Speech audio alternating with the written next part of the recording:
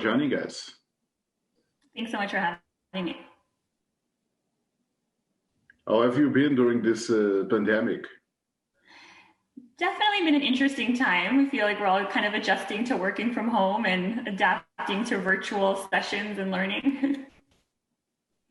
What are the potential effects in children of COVID-19? So the way that we've seen it is definitely an increase in anxiety and worry. And this is something that the children are feeling, but also the parents have been feeling throughout this. So we see a lot of worries around, getting the virus, passing it along, even worrying about what it would feel like if they actually were to get it, in terms of the intensity. We're also seeing, the psychological changes in terms of some families are really struggling where kids being at home, now they're actually a lot more exposed to abuse. So that could be physical, that could be emotional, but because they're not at school, they're seeing things that they might have been, kind of shielded from if they were at school. A lot of our families are also starting to see this increase in abuse because of the increase in stress around financial worries or losing jobs. So witnessing that in a way that they might have not witnessed prior definitely is having some psychological effects. And the biggest one we're noticing is just the social impact. So a lot of our kids are used to having that social support circle and, that being taken away from them for so long. And the changes now to their social circles are definitely, still something that they're struggling with psychologically. We're talking here also about mental health issues with all the this they are not having all this interaction with each other, so we also can find here some issues related with mental health.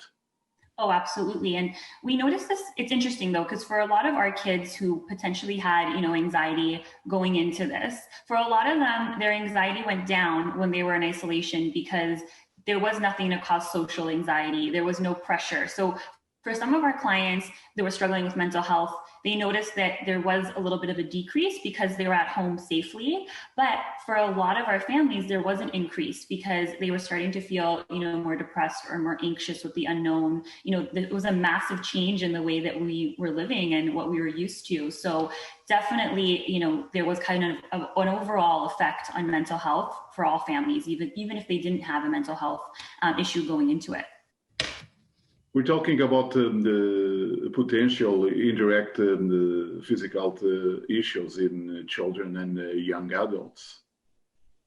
I actually love that you asked that because there isn't really too much of a focus on that, but we see that a lot in office and in our virtual sessions where a lot of our families have started pulling back in terms of, going to physiotherapy or going to the doctor to get their physical, their yearly checkup. So because of COVID, a lot of things either closed down or they were operating at limited capacity or they're trying to, make up for all the backlog of appointments. So a lot of our families are noticing that, the physical aspect of their health they have put on the back burner just because of COVID in general and how that's affected us. But there's also the other part of it where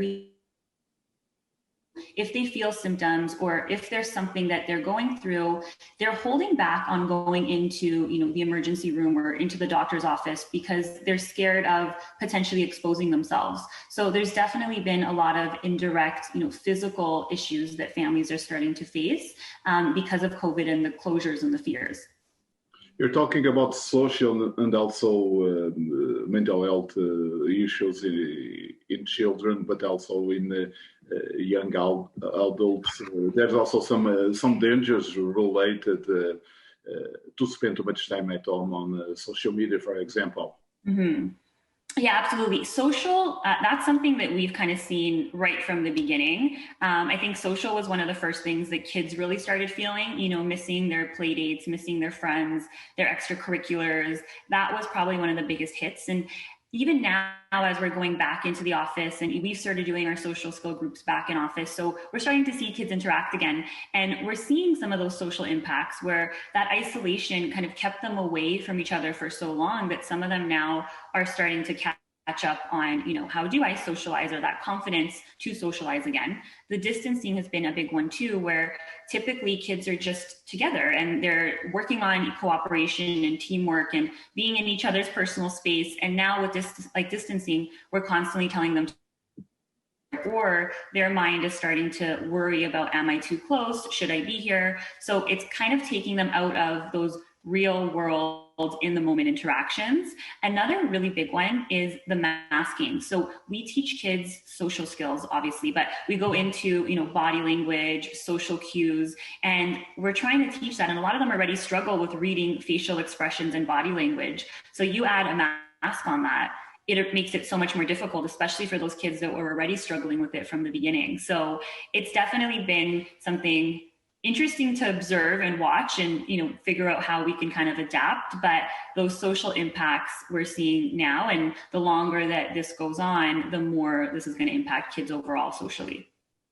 All these restrictions of COVID-19 have impacted all the children. Absolutely. Honestly, it impacts both. I find we always talk to families where a lot of them will come and they're like, you know what, I want us to work on my child. But we always kind of take a step back where we're like, it's not just your child that's going through this. It's your young children, your teens, you as an adult, your families in general. So this is something that's affecting everybody kind of overall. So we try to take a step back and we try to get the family to focus on how are we all going through this and how can we all manage